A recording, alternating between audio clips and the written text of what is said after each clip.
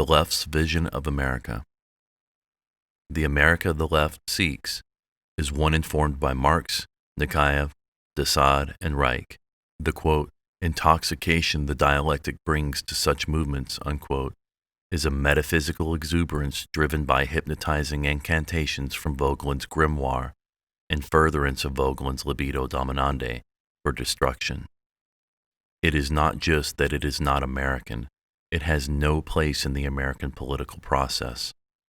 In fact, as the engine that drove the predatory Darwinism of World War I, the Nazism of World War II, and the Marxist-Leninism of the Cold War, as the archetype form, it is what America spent the better part of the last century combating when defending American liberty.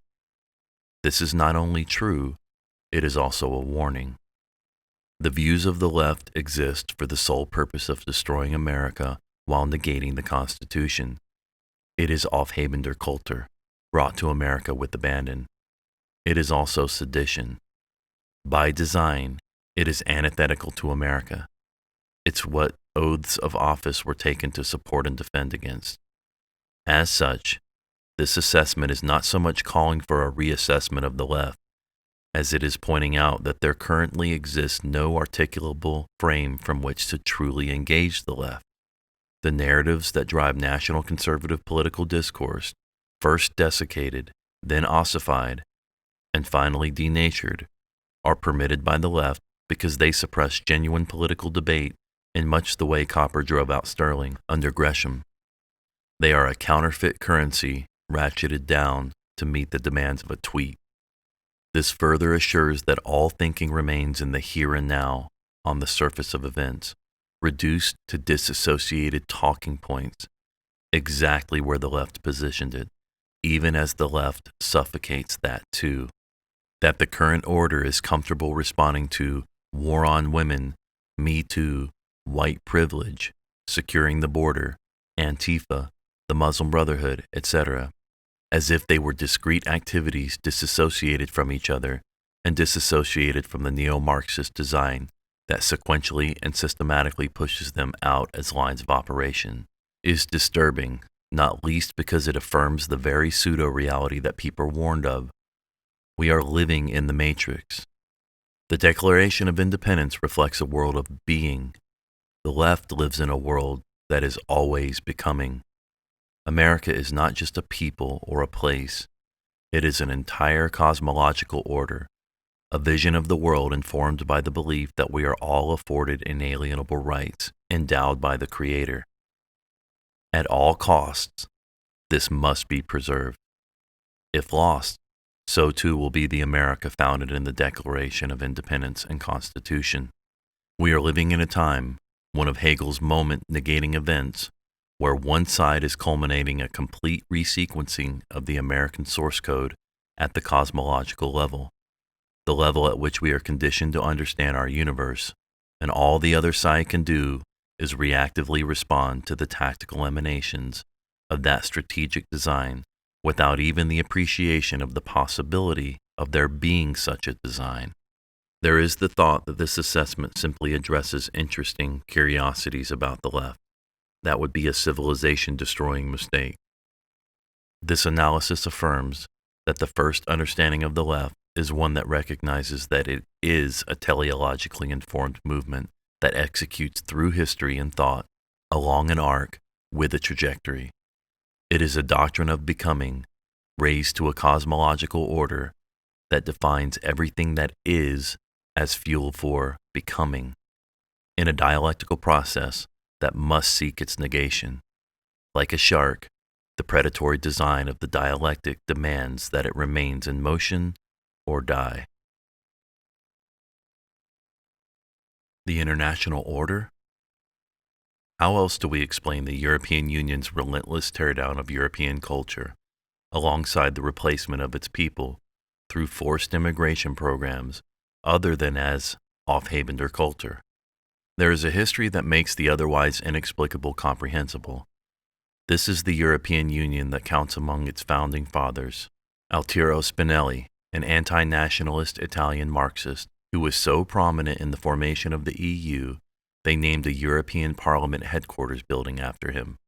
Richard Coudenhove-Kalergi, a man who hailed the Bolshevik leaders as the new aristocratic elites when praising them for their revolutionary successes, loathed European national identity, and held hermetically androgyne ideas on race that justify and foreshadowed the current intentional destruction of ethnic European national identities, and Alexandre Kojive, a Hegelian-inspired Marxist, an avowed Stalinist, and a man who the French Direction de la Surveillance du Territoire, DST, said was a Soviet agent for over 30 years. Pondering what international order that President Obama referred to in his 2014 speech to European youth at the EU headquarters, quote, "The policies of your government, the principles of your European Union will make a critical difference in whether or not the international order that so many generations before you have strived to create continues to move forward, or whether it retreats," unquote. In that same speech, in a classic example of dialectical appropriation and misattribution, the president claimed a founding principle of the American nation from the older, more traditional camp, while attributing its own statist proclivities to that camp that, closely read, denies actual identity in a narrative that forces a clean dialectical contrast in anticipation of negation. Quote, "Those ideas eventually inspired a band of colonialists across an ocean, and they wrote them into the founding documents that still guide America today, including the simple truth that all men and women are created equal. But those ideals have also been tested, here in Europe and around the world. Those ideals have often been threatened by an older, more traditional view of power. This alternative vision argues that ordinary men and women are too small-minded to govern their own affairs, that order and progress can only come when individuals surrender their rights to an all-powerful sovereign. Often, this alternative vision roots itself in the notion that by virtue of race or faith or ethnicity, some are inherently superior to others, and that individual identity must be defined by us versus them, or that national greatness must flow not by what a people stand for, but by what they are against," unquote. It was those holding older, more traditional views that incorporated the Bill of Rights into the Constitution to protect individual liberties from the power of the state. Insisting that they destroyed metaphysics, the left has successfully imposed its own. As we seek to counter the left, we operate under the weight of a profound perceptual deficit. To say that we must understand these concepts at the level at which they are discussed is simply to state the obvious. To be able to capitalize on tactical successes, those tactics must support operational plans that support strategies that recognize the threat at the strategic level at which they execute operational planning and sequencing. While expressions of this threat can be parsed out and simplified for communications, operations, and tactical exploitation, articulation of the strategic design itself must meet that design where it is at.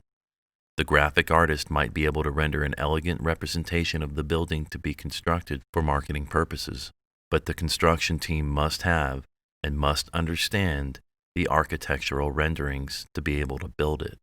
The one cannot be confused for the other. As Polish Nobel laureate Czesław Miłosz recognized, to confuse the understanding of a thing with simplistic explanations of the same thing is to risk parody. Quote, "With the law of hierarchy goes the law of travesty and parody.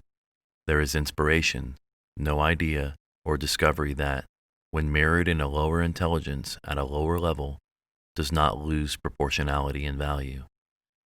If only something of the original, however weakened, however dimmed, would endure. But since the difference of degree is often one of absolute quality, the diluted version becomes a parody of the higher.